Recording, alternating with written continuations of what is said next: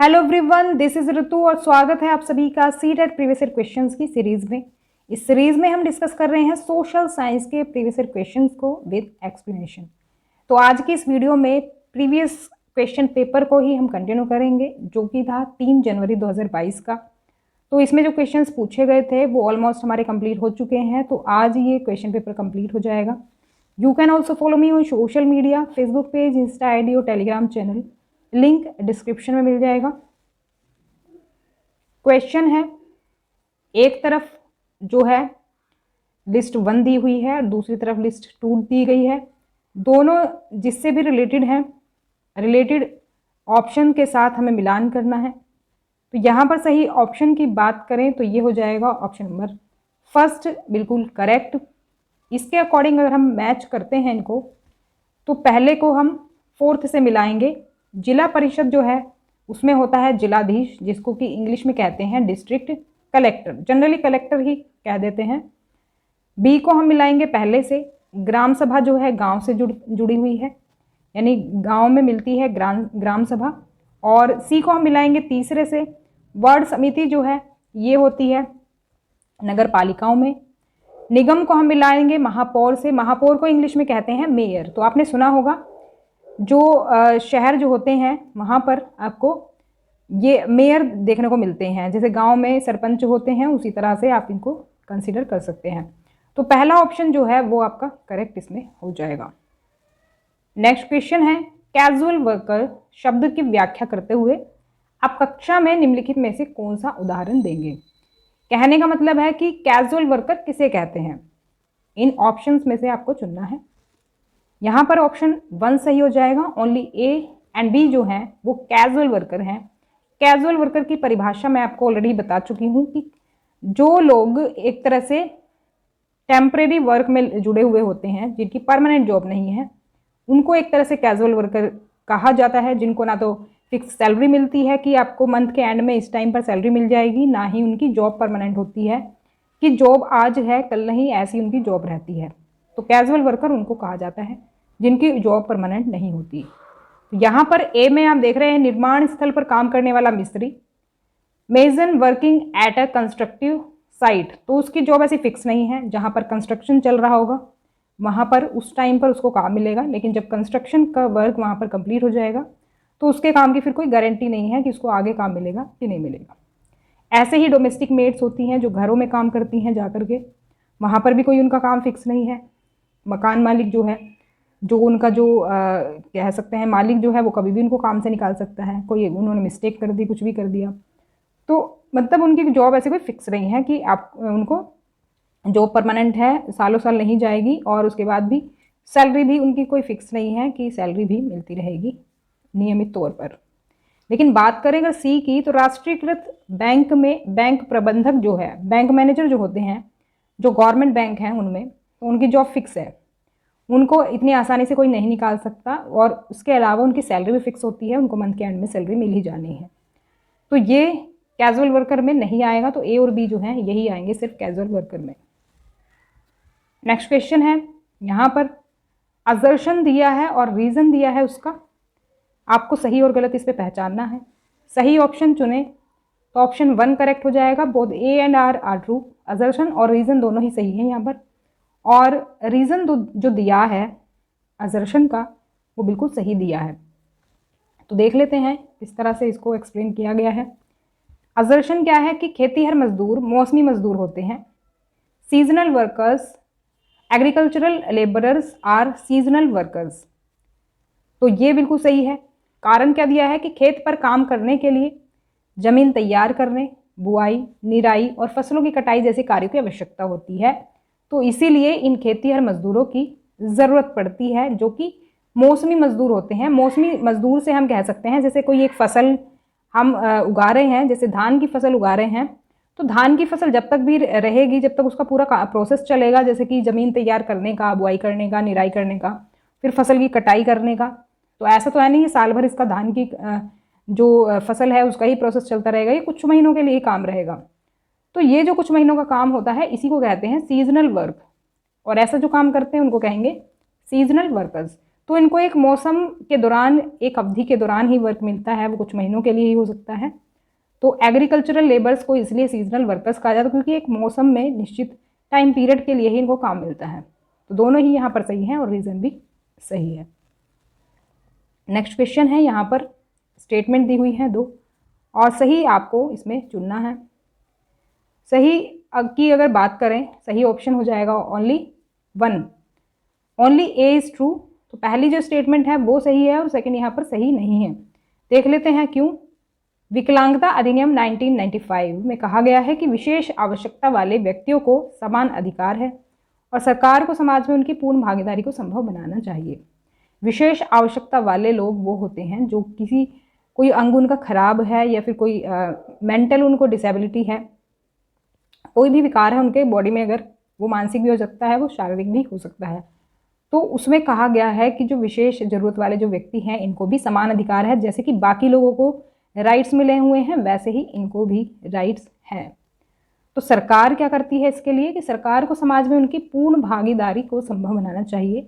वो चाहे किसी भी तरह से हो सकती है, जैसे कि उनको चाहे रैंप हम प्रदान करें, जैसे कि हॉस्पिटल में या फिर गवर्नमेंट जो भी जगह है वहाँ पर जाने के लिए उनको रैंप दिया जाता है, जिससे कि बाकी लोगों की तरह वो भी सुविधाजनक तरीके से उस बिल्डिंग में एंट्री कर सकें और बाहर भी निकल सकें। तो रैंप जानते हैं, रैंप होता है जो उनकी जो गाड़ी होती है, जैसे कोई मान लो किसी के पैर खराब हैं अगर किसी व्यक्ति के, तो वो व्हील चेयर पर बैठा है तो वो जो है वहाँ पर सुविधाजनक तरीके से जा सके, किसी गवर्नमेंट स्कूल में, गवर्नमेंट हॉस्पिटल में, तो वो होते हैं रैंप। तो गवर्नमेंट को ये सुनिश्चित करना चाहिए कि उनकी जो है पूर्ण भागीदारी इसमें संभव हो सके और उनको जो है एडमिशन भी मिल जाए गवर्नमेंट स्कूलों में। ऐसा उनके साथ कोई भेदभाव ना हो कि भाई आप तो मतलब अलग हैं बाकी बच्चों से, आपको स्कूल में एडमिशन नहीं मिलेगा, तो ऐसा नहीं कर सकते। तो सरकार को समाज में उनकी पूर्ण भागीदारी को संभव बनाना चाहिए, इस एक्ट में ये कहा गया है।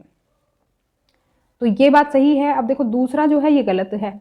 इस अधिनियम के तहत सरकार को विशेष ज़रूरतों वाले बच्चों को विशेष स्कूलों में अलग करना है, तो ये बात गलत है। सरकार को सुनिश्चित करना है कि उनको भी बाकी पर्सन के जैसे समान अधिकार मिले। तो इसका मतलब ये है कि जो बाकी लोग जिस स्कूल में जाते हैं, बाकी बच्चे जो जिन स्कूलों में जाते हैं, उनको भी उन स्कूलों में जाने का अधिकार मिले। तो इसलिए ये गलत है। तो पहला ही यहाँ पर सही होगा। यहाँ पर देखो इसके अकॉर्डिंग जो है कई सारी चीज़ें हैं जो कि गवर्नमेंट ने प्रोवाइड कराई हैं। ये जो एक्ट है 1995 का, इसने कई विकलांग लोगों के साथ होने वाले भेदभाव को समाप्त करने के उद्देश्य से नए कानून पेश किए। इस अधिनियम ने विकलांग लोगों को समान और एक तरह से जो सेवाएं हैं, जो सर्विसेज मिलती हैं, जैसे कि हम कह सकते हैं शिक्षा, रोजगार, परिवहन और आवास तक पहुंच के नए अधिकार दिए हैं। जो भी मतलब उनकी नीड्स हैं उनको पूरा किया जाएगा इन फील्ड से रिलेटेड। तो ये है इस एक्ट में। नेक्स्ट क्वेश्चन है, हिंदू उत्तराधिकार अधिनियम 2005 ने इसे संभव बनाया है। The Hindu succession act 2005 has made it possible for. तो क्या पॉसिबल बनाया है इस एक्ट ने? यहाँ पर सही ऑप्शन की बात करें तो हो जाएगा option number 3, A is true, B is false. A क्यों सही है? देखो माता पिता की संपत्ति में बेटियों को मिलेगा समान हिस्सा। पहले डॉटर्स का राइट नहीं होता था प्रॉपर्टी में, लेकिन इस एक्ट ने ये कहा कि जो बेटियां हैं उनको भी समान अधिकार मिलेगा, बेटों के जैसे ही संपत्ति में समान हिस्सा उनको बेटे को भी मिलेगा। दूसरा है, पुरुषों को अपनी बहन के दहेज और संपत्ति में अधिकार है। अब देखो ये मतलब कुछ ऑप्शंस ऐसे बना देते हैं कि जो पॉसिबल ही नहीं है। भाई बहन के दहेज में कौन अपना अधिकार मानेगा? तो ये जो है ये गलत है यहाँ पर। तो यहाँ पर यही सही हो जाएगा। उसके अकॉर्डिंग कौन सा हमारा तीसरा ऑप्शन यहाँ पर सही रहेगा। नेक्स्ट क्वेश्चन, निम्नलिखित में से कौन सा विषय राज्य सूची के अंतर्गत आएगा? तो यहाँ पर देखो राज्य सूची के अंतर्गत वो विषय आते हैं जिन पर जो राज्य सरकार है वो डिसीजन लेती है, वो कानून बनाती है। तो यहाँ पर सही ऑप्शन हो जाएगा option number 3, C and D. तो राज्य सरकार के अंदर जो काम आता है वो है प्राथमिक विद्यालयों में मध्याह्न भोजन शुरू करने का निर्णय, जैसे कि जो ये मिड डे मील स्कीम है की शुरुआत सबसे पहले हुई थी तमिलनाडु सरकार के द्वारा, फिर ये बाकी राज्यों में भी लागू कर दी गई। तो वो काम किसका था? राज्य सरकार का था, क्योंकि तमिलनाडु में वो लागू की गई थी सबसे पहले। तो आप उससे कनेक्ट करके भी देखो इस पॉइंट को सही मान सकते हैं। क्योंकि तमिलनाडु गवर्नमेंट ने ये निर्णय लिया था, तो क्योंकि तो इसीलिए हम कह सकते हैं कि राज्य सूची के अंदर ही आएगा, क्योंकि राज्य सरकार इस पर डिसीजन लेती है। डी है किसानों को बिजली उपलब्ध कराने का निर्णय, ये भी राज्य सरकार के अंदर आता है। और आप इसको एलिमिनेशन के थ्रू भी कर सकते थे। कैसे? देखो, जो इंटरनेशनल जो अफेयर्स होते हैं वो रिलेटेड होते हैं हमारे सेंट्रल गवर्नमेंट से, यानी कि जो बाहर के देशों के साथ जो संबंध होते हैं, वो चाहे व्यापार संबंध हो या किसी और तरह से शांति से रिलेटेड वो संबंध हो, तो वो सभी किसके अंडर आएंगे? वो आएंगे सेंट्रल गवर्नमेंट के अंदर, जो केंद्र सरकार होती है उसके अंदर। तो ये इसीलिए राज्य सूची में नहीं आएगा। और 100 रुपये के नए नोट की शुरुआत भी केंद्र सरकार के अंदर आएगा, क्योंकि इन पर निर्णय जो है वो केंद्र सरकार लेगी, यूनियन लिस्ट में ही आएगा। तो क्योंकि जो करेंसी है वो जारी करने का जो निर्णय होता है केंद्र सरकार के द्वारा ही लिया जाएगा, तो ये जो होगा बी भी इसमें नहीं होगा। तो यहाँ पर सी और डी इसीलिए सही हो जाएंगे, क्योंकि यही आएंगे राज्य सूची में। राज्य सूची के अंदर के सब्जेक्ट्स जो है आप यहाँ पर देख सकते हैं कौन कौन से आते हैं। यहाँ पर ये एक तो है एग्रीकल्चर, पुलिस डिपार्टमेंट से रिलेटेड जो है, प्रिजन से रिलेटेड है, लोकल गवर्नमेंट से रिलेटेड है, पब्लिक हेल्थ से, लैंड लिक्वर से जो ये शराब वगैरह होती है, और ट्रेड एंड कॉमर्स से रिलेटेड जो है, live stock and animal husbandry से रिलेटेड, और स्टेट पब्लिक सर्विसेज से रिलेटेड। ये सभी सब्जेक्ट्स जो हैं ये आते हैं स्टेट लिस्ट में। यदि किसी व्यक्ति को अस्पताल में चिकित्सा उपचार से वंचित किया जाता है तो यह किस अधिकार का स्पष्ट उल्लंघन है? देखो, चिकित्सा उपचार से वंचित होने वाला एक टॉपिक हमने देखा था, जो कि हमारे पॉलिटी की बुक में था। पॉलिटी अगर आपने नहीं पढ़ी है तो आप उसको पढ़ें, ये आपको उसमें मिलेगा।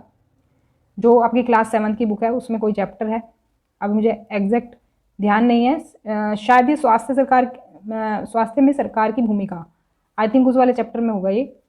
तो यहाँ पर जो सही ऑप्शन है वो हो जाएगा option number 4, right to life. जीने का जो अधिकार है ये एक तरह से चिकित्सा उपचार से रिलेटेड है। तो अगर किसी व्यक्ति को अस्पताल में, जो गवर्नमेंट हॉस्पिटल है उसमें चिकित्सा उपचार नहीं मिलता है, तो उसके जीवन जीने के अधिकार का उल्लंघन है। क्यों ये जीवन जीने के अधिकार में आता है? क्योंकि अगर क्रिटिकल सिचुएशन अगर उस पर्सन की होती है तो उसकी जान को भी खतरा हो सकता है। तो उससे क्या चीज़ खतरे में आएगी? लाइफ हमारी खतरे में आएगी। तो इसीलिए राइट टू लाइफ से ये जुड़ा हुआ है ये चीज़। तो जो भी चीज़ें राइट टू लाइफ से जुड़ी हुई हैं उसमें एक तरह से हम कह सकते हैं कि जीवन को एक तरह से खतरा होता है किसी न किसी तरीके से। तो यहाँ पर 4th ऑप्शन सही हो जाएगा। नेक्स्ट क्वेश्चन है, भारत के सर्वोच्च न्यायालय ने किस मामले में कहा कि जीवन का अधिकार संविधान के अनुच्छेद 21 के तहत एक मौलिक अधिकार है, और इसमें प्रदूषण मुक्त पानी और हवा का अधिकार शामिल है। देखो, जीवन जीने का अधिकार ना काफ़ी ब्रॉड है, उसमें बहुत सारी चीज़ें शामिल हैं। तो जीवन जीने के लिए तो बहुत सी चीज़ें हमें चाहिए होंगी, हवा, पानी, स्वच्छ, और भी बहुत सी चीज़ें हैं जो कि हमें जीवन जीने के लिए चाहिए, जैसे कि चिकित्सा उपचार, अभी हमने पिछली स्लाइड में देखा था। तो ये यहाँ पर हो जाएगा ऑप्शन नंबर 2 सही, Subhash Kumar versus state of Bihar. तो ये केस था जो कि सुभाष कुमार एक बिजनेसमैन थे, उनके द्वारा किया गया था। देखो, इसके बारे में डिटेल में जान लेते हैं। ये एक बिजनेसमैन थे, इन्होंने 2 कंपनियों के खिलाफ, जो कि थी लोहा और इस्पात से रिलेटेड कंपनियां, इनके खिलाफ मुकदमा दायर किया था। उन्होंने कहा, उनका ये दावा था कि ये कारखाने के जो कचरा होता है उसको कीचड़ या घोल के रूप में जो है बोकारो नदी थी पास में, उसमें फेंक कर क्या कर रहे हैं, स्वास्थ्य जोखिम पैदा कर रहे हैं। तो सुप्रीम कोर्ट ने माना कि जीवन का जो अधिकार है अनुच्छेद 21 के तहत एक मौलिक अधिकार है, और इसमें और भी क्या चीज़ें शामिल हैं कि जीवन के पूर्ण आनंद के लिए, देखो अगर आपको टेंशन फ्री लाइफ चाहिए तो उसके लिए आपको ये भी तो चाहिए होगा ना कि स्वच्छ पानी मिले, पानी के बिना तो हम रह ही नहीं सकते। तो पूर्ण आनंद के लिए प्रदूषण मुक्त पानी और हवा का आनंद लेने का अधिकार शामिल है। तो सुप्रीम कोर्ट ने माना इस केस के अकॉर्डिंग। तो यहाँ पर हम कह सकते हैं जीवन जीने के लिए जो भी चीज़ें हमारी ज़रूरी हैं, अगर वो हमें नहीं मिल पाती हैं तो राइट टू लाइफ का एक तरह से उल्लंघन ये होता है, हमारे एक मौलिक अधिकार का उल्लंघन होता है। तो 2nd ऑप्शन यहाँ पर सही है। नेक्स्ट क्वेश्चन, सामाजिक न्याय को बढ़ावा देने के शिक्षण में एक शिक्षक को कक्षा में निम्नलिखित का उदाहरण देना चाहिए। अगर शिक्षक जो है सामाजिक न्याय को बढ़ावा देना चाहता है, वो चाहता है कि सोशल जस्टिस जो है एक तरह से प्रमोट हो और छात्र उसके बारे में जाने, तो ये किसका उदाहरण दे सकता है शिक्षक? तो यहाँ पर सही ऑप्शन हो जाएगा option number 3, A and B are true. देखो, सामाजिक न्याय से रिलेटेड है, जो लोग पीछे रह गए हैं, कहीं मार्जिनलाइज जो हो गए हैं, उनको बाकी लोगों के इक्वल लाना। अब उसके लिए सरकार जो है अलग अलग नीतियाँ चलाती हैं, उसमें ही शामिल है एक आरक्षण की नीति भी, रिजर्वेशन पॉलिसी, जिसका अक्सर लोग जिक्र करते हैं कि भाई इन लोगों को इस पर्टिकुलर कैटेगरी को जो है रिजर्वेशन मिलता है, मार्क्स का रिजर्वेशन मिल सकता है, वो पैसों के लिए भी रिजर्वेशन मिल सकता है, यानी कि उनको कम खर्च करना पड़ेगा, कम फीस देनी पड़ेगी स्कूल में पढ़ाई के लिए। तो कई तरह से इसमें फ़ायदा मिलता है उस तबके को जो कि पीछे रह गया है, मार्जिनलाइज जो हो गया है। तो वो एक तरह से क्या है, सोशल जस्टिस को बढ़ावा देता है। दूसरा है क्या, अस्पृश्यता का उन्मूलन। संविधान का अनुच्छेद 17 का एग्जाम्पल लिया जा सकता है कि जिस तरह से वो एक कास्ट जो है वो अनटचेबल मानी जाती थी, जिसको हमने बिल्कुल पीछे, बाकी लोगों से पीछे कर दिया था कि उसको किसी चीज़ का अधिकार नहीं है, उसका जो है उन्मूलन कर दिया गवर्नमेंट ने अनुच्छेद 17 के द्वारा। किस तरह से हुआ ये और क्या क्या उसमें प्रावधान है, ये सब बता करके हम इसका जो है एग्जाम्पल जो है ले सकते हैं। इन दोनों को एग्जाम्पल के तौर पर अगर हम लेते हैं तो बहुत अच्छे से हम सोशल जस्टिस का एग्जाम्पल दे सकते हैं कि किस तरह से जो पिछड़े लोग हैं उनको हम बाकी लोगों के इक्वल लाने का काम कर रहे हैं। नेक्स्ट क्वेश्चन है, इसमें असर्शन दिया है और रीज़न दिया है। यहाँ पर सही ऑप्शन आपको चुनना है। मैंने आपको इसको सॉल्व करने का तरीका बताया था कि जो पहला जो होता है ये रिजल्ट होता है दूसरे वाले इसका रीज़न का, तो इस कारण से ये चीज़ होती है। तो इस तरह से आप इसको पढ़ें, ज़्यादा बेहतर तरीके से समझ पाएंगे। यहाँ पर सही ऑप्शन हम देख लेते हैं, ऑप्शन 1 करेक्ट हो जाएगा। दोनों सही हैं यहाँ पर, असर्शन भी और रीज़न भी, और जो रीज़न दिया है वो भी बिल्कुल सही दिया है। देखो, गरीब होने के कारण लोगों के साथ भेदभाव किया जाता है, बात बिल्कुल सही है। जो लोग अमीर होंगे, अच्छे कपड़े पहनते होंगे, अच्छा लाइफस्टाइल होगा, उनको भेदभाव का सामना ना के बराबर ही करना पड़ेगा। लेकिन जो गरीब होंगे और उसके बावजूद अगर वो किसी पर्टिकुलर किसी बैकग्राउंड से आते हैं, उसके वजह से भी उनके साथ भेदभाव किया जा सकता है। कारण क्या दिया है कि गरीबी और संसाधनों की कमी भारत में असमानता के प्रमुख कारण है। गरीबी होना और संसाधनों की कमी होना, किसी के पास अगर रिसोर्सेस नहीं है पूरी तरह से, तो वो भी एक तरह से भारत में असमानता का प्रमुख कारण है। और इसी वजह से क्या होता है, लोगों के साथ भेदभाव किया जाता है। यहाँ पर आप देख पा रहे होंगे दोनों चीज़ें जो हैं एक तरह से कनेक्टेड हो रही हैं। इसी वजह से हम कह सकते हैं कि करेक्ट एक्सप्लेनेशन है जो आर है वो एक ही। तो यहाँ पर ये क्वेश्चन हमारा कंप्लीट होता है और क्लास भी कंप्लीट होती है। क्लास आपको कैसी लगी कमेंट करके ज़रूर बताएं। तो कमेंट किया करो, इतने सारे लोग देखते हैं लेकिन कमेंट कोई नहीं करता है। कमेंट करेंगे तो मुझे पता चलेगा कि आपको कैसी लग रही class. If you have any query then please ask me in the comment section. If you have any suggestion then please give me in comment section. और वीडियो अगर पसंद आई हो तो लाइक करें, शेयर करें और सब्सक्राइब भी कर लें चैनल को, जिससे कि आपको नोटिफिकेशंस जो हैं मिलते रहें। सब्सक्राइब के अलावा आपको बेल आइकन भी प्रेस करना है अगर आपको नोटिफिकेशन नहीं मिलता है क्लासेस का। तो यहाँ पर क्लास ख़त्म होती है और मिलते हैं नेक्स्ट क्लास में। तब तक के लिए stay connected and keep watching study more knowledge. Thanks for watching.